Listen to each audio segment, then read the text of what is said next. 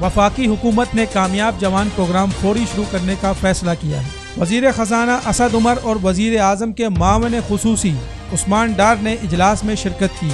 इजलास में कामयाब जवान प्रोग्राम के लिए 200 अरब रुपए मुख्तस करने का फैसला किया गया। इस मंसूबे के तहत 10 लाख नौजवानों को बाइख्तियार बनाने में मदद मिलेगी। इस हवाले से स्टेट बैंक की मदद से माइक्रो एंड स्मॉल फाइनेंसिंग की हिकमत अमली तय कर ली गई है। वज़ीर आज़म की मंजूरी मिलते ही प्रोग्राम बाकायदा मुतारिफ कराया जाएगा। वज़ीर ख़ज़ाना असद उमर ने कहा कि नौजवान तैयार हैं, हुकूमत ज़बरदस्त पैकेज ला रही है, नौजवानों को कामयाब देखने के लिए संजीदा इक़दाम कर रहे हैं।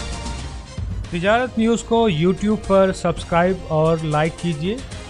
इसके साथ साथ बेल आइकन को भी लाजमी क्लिक कीजिए ताकि आप तक पहुंच सकें हमारी तमाम मुनफरिद खबरें जो आप देखना चाहते हैं।